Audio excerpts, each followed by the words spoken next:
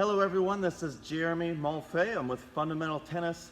I'm excited for today's video as I'm going to answer a question of probably at least a couple dozen people commented on the video, underneath the video that I did last week regarding me doing a video in the future about how to create topspin on your one-handed backhand ground stroke. So I'm very excited as this is, again, a request from many.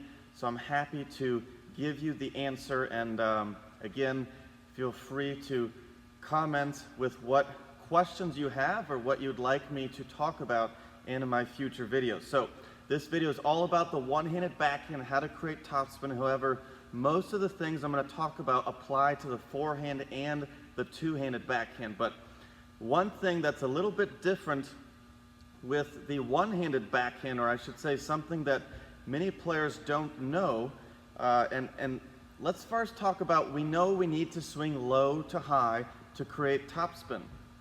However, how do we go low? How do we get the racket low? Because it's not just getting the hand below the ball. In fact, there's something that's much more important than that in order to create topspin on your one-handed backhand.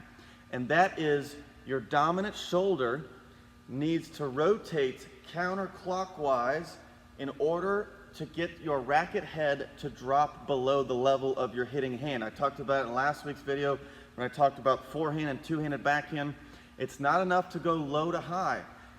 Really what you need is to drop that racket head below the hitting hand. And again, that comes from rotating from the shoulder socket backwards. So notice here, if you watch my elbow here, my dominant elbow, you can see how my arm is rotating, and that is what gets the racket head to drop below the hand. Now, for example, actually, if we look at the forehand ground stroke, oftentimes the pros have their hand behind the same level as the incoming ball. They even have their hand a few inches above the ball. Not all the time, but I've seen it before, and the key is they drop the racket head. It doesn't matter a whole lot how low your hand is in comparison to the ball. Of course, it can't be well above the ball.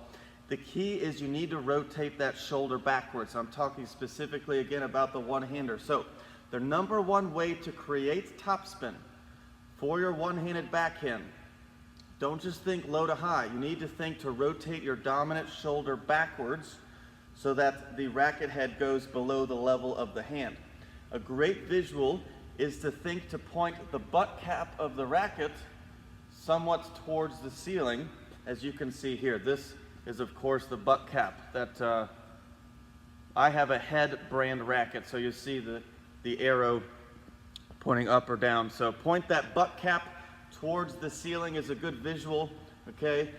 Now I really do feel my shoulder rotating, and again, you can see in my arm rotating backwards. Now, another way to create topspin, which will naturally bring your hitting hand low enough as it should be, somewhere near the height of the incoming ball, somewhere near the height of your eventual contact, is by simply bending your knees. Of course, we've all really heard to bend the knees, and we want to bend our knees and get low enough so that the eventual contact is made above your waistline. Contact for all ground strokes should always be made above the waistline. Obviously, if the ball is like below your knees, then you're probably not going to be able to do that. However, a good way to get underneath the ball is by bending the knees. We're loading on that back leg, so as ready as your left leg. That helps you create a tremendous amount of power loading that back hip. And then as you're finishing the swing, right after contact, your legs rise up, okay?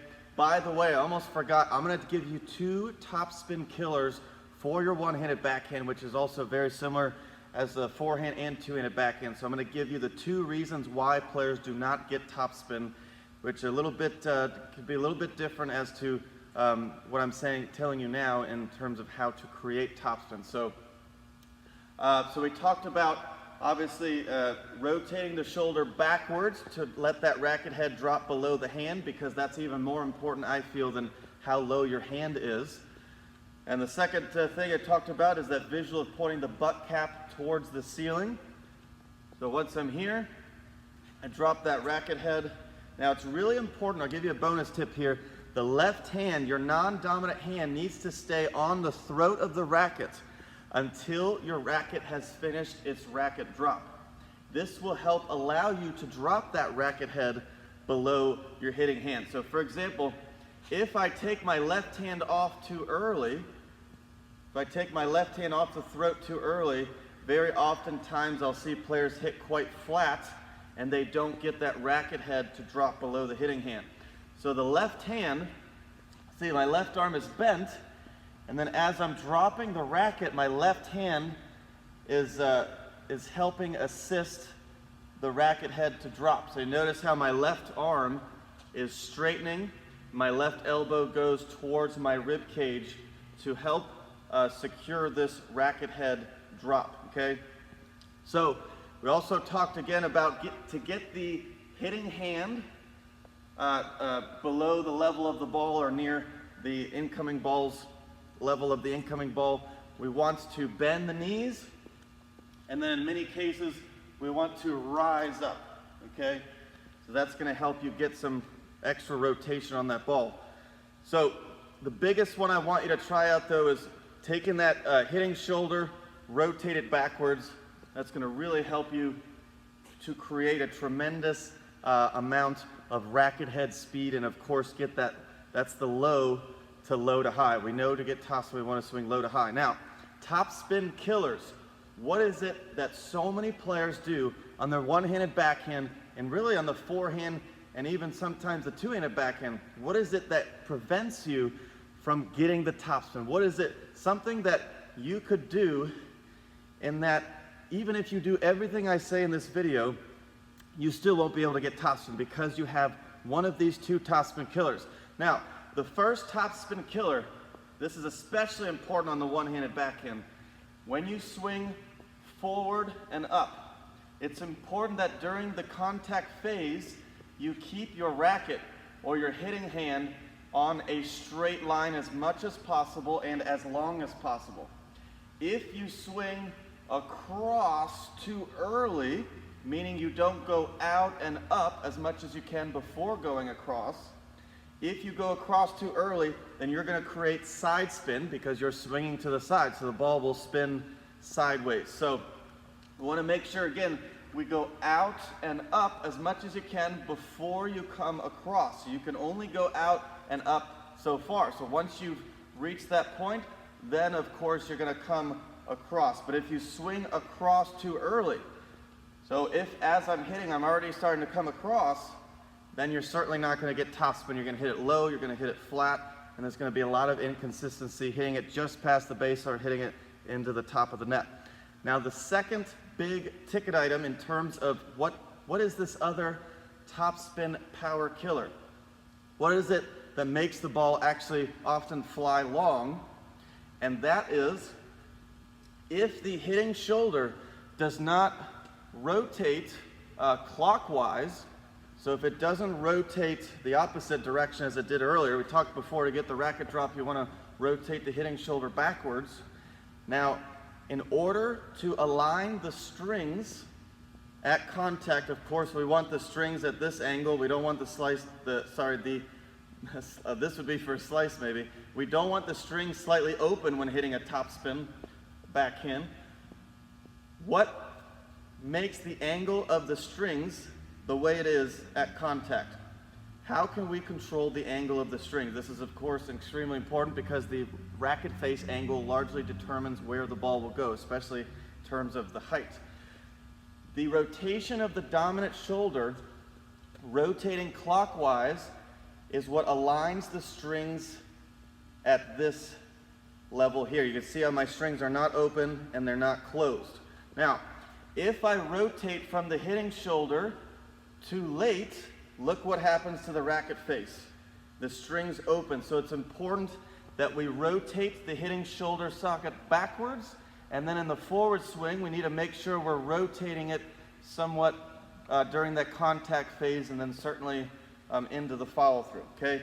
So your dominant shoulder will determine how much racket drop you have, and it will also determine the angle of the strings at contact. So if I don't rotate from my hitting shoulder, see how my strings open, or I rotate it too late, then at contact the strings will be open, and unless you're swinging down like a slice, that ball's definitely gonna sail long. So remember, even if you swing very much low to high, it's gonna be very tough to create any topspin if the racket head doesn't drop below the level of your hand. The tip of the racket needs to point at least somewhat towards the ground, and how much you drop the racket head depends, of course, on the incoming ball and what you're trying to do with the ball. Now, if you could please do me a favor, if you learned something, give this video a like and subscribe to my channel so you can be the first to see all my newest weekly content. Thanks so much for watching this video. I'm excited to hear your feedback. Once again, let me know in the comments section if you have any questions about this video or if you have anything you want me to cover in a future video. I'd love to hear what you're having trouble with or what you're interested in learning. I want to help you improve your game, so tell me what I can do.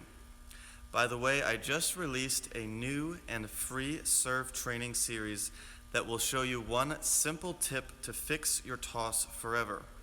I'll show you the #1 serve power killer and how to banish it forever, and a great tip to adding massive kick to your serve. All for the incredibly low price of free. If that sounds interesting to you, I'll leave a link down below or somewhere on the screen. Feel free to check that out. All right, I'll see you in the next video.